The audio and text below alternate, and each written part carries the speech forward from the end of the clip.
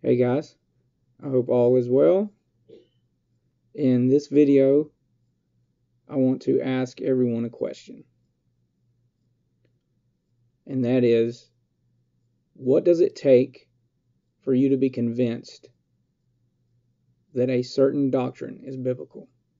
What is necessary for you to be persuaded? I want this to be the first video in a series of videos, and I don't know how many I'm going to do right now, regarding full preterism.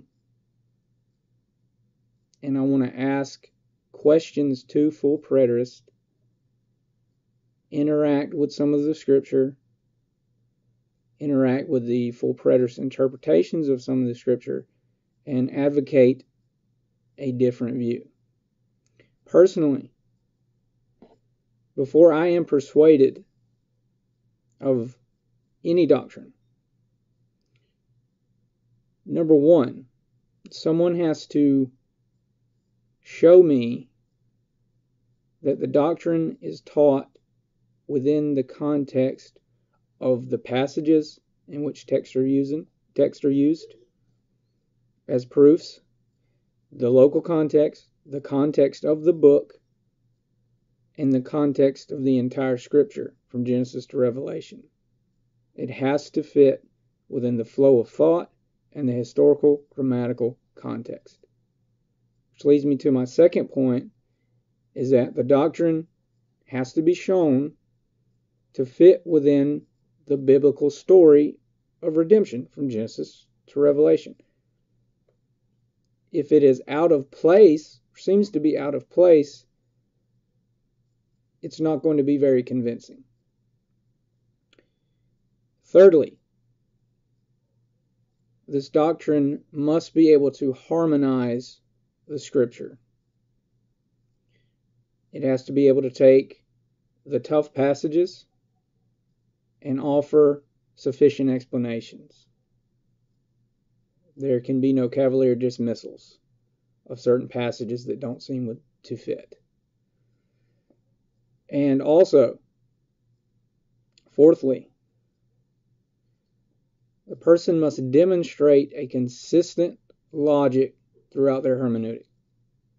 If you interpret a passage this way to ultimately mean it has to mean this, then you have to show that same kind of logic in other places. Where there is inconsistency, there is error.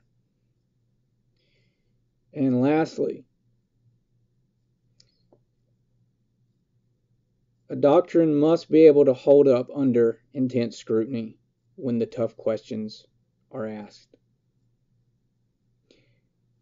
I love the place in the Gospels where Jesus asks the question of how the Messiah, being the son of David, how does then David call him Lord? I think asking questions helps us eliminate truth or eliminate error and decide what is truth and what is error. And sometimes it can be paradigm changing when we are approached with questions. So in this video, I want to start with Luke 21:22. For these are the days of vengeance, to fulfill all that is written. As I understand it, well, actually, what I'll do is I'll read from Don Preston, because I do not want to misrepresent the full preterist position. What I'll do is I'll start right now. I'll read that passage, and then I will read Don Preston's remarks regarding that passage. Okay, this is from the English Standard Version. But when you see Jerusalem surrounded by armies, then know that its desolation has come near. Then let those who are in Judea flee to the mountains, and let those who are inside the city depart, and let not those who are out in the country enter it. For these are days of vengeance, to fulfill all that is written. Alas, for women who are pregnant, and for those who are nursing infants in those days, for there will be great distress upon the earth and wrath against this people. They will fall by the edge of the sword, and be led captive among all nations, and Jerusalem will be trampled underfoot, by the Gentiles until the times of the Gentiles are fulfilled. Now, these are Don Preston's remarks regarding this passage. Do you realize Jesus said when all prophecy would be fulfilled? Read Luke 21:22. Here is the context. Jesus was predicting the fall of Jerusalem. See verses 5 through 7. In describing that event, he said, all things that are written must be fulfilled.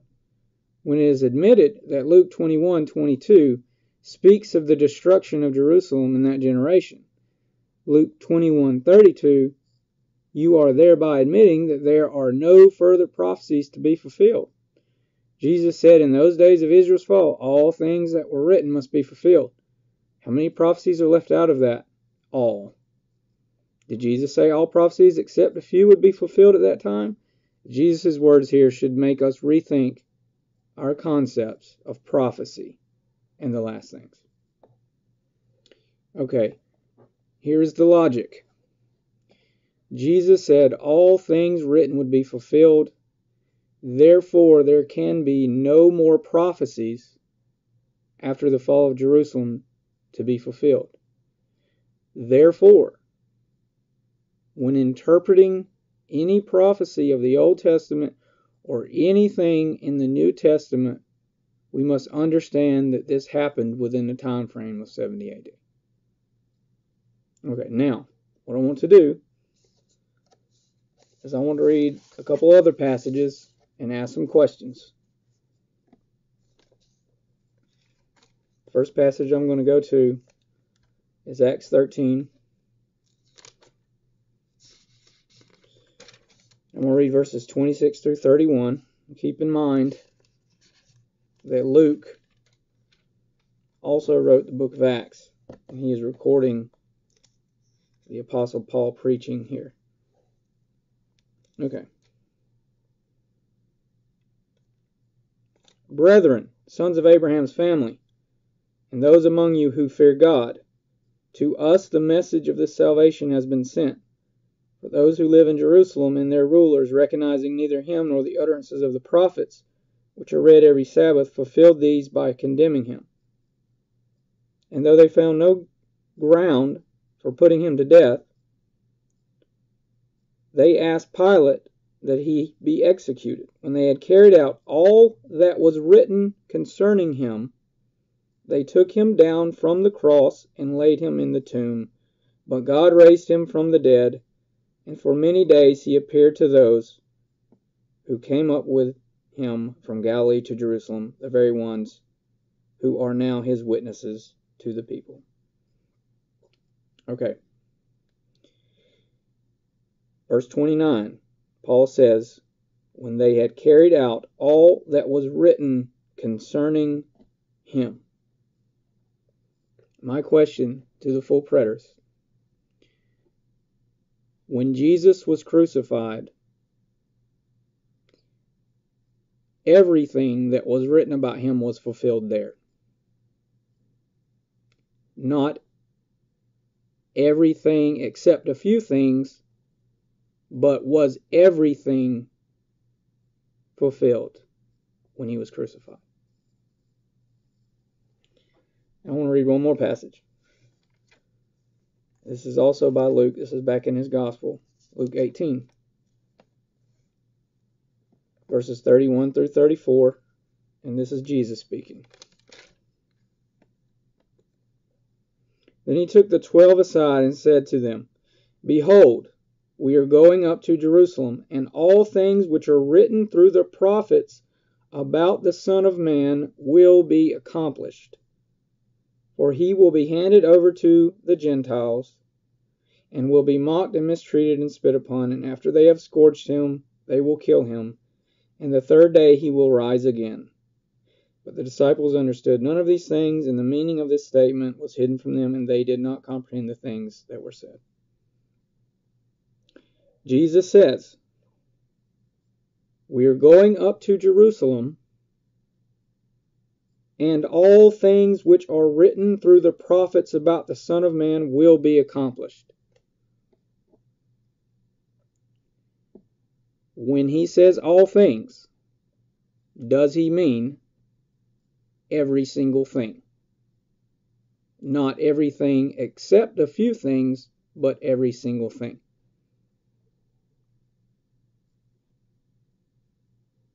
Now, if we just sit back and think for a minute,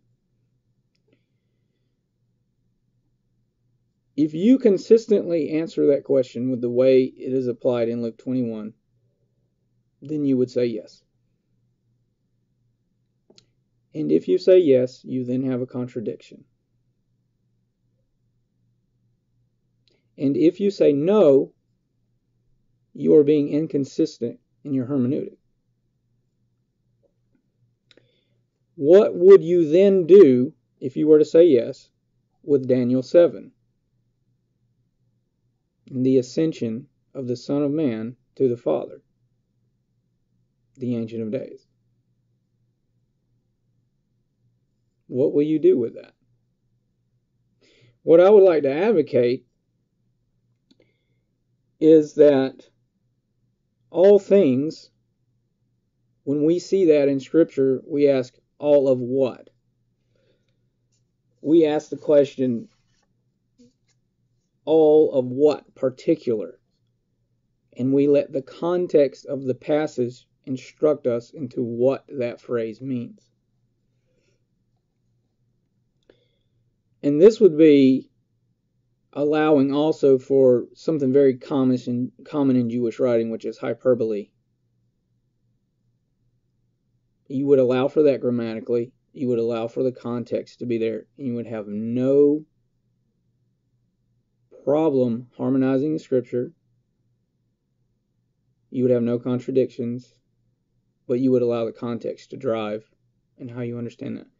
So, what do you think? Is Don Preston's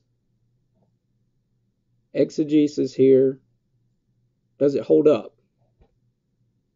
Is it a relevant, is it a smart, is it a logical, is it a consistent way to interpret what Jesus says in Luke 21?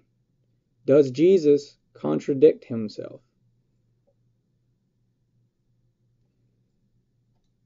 Think about it. God bless everyone.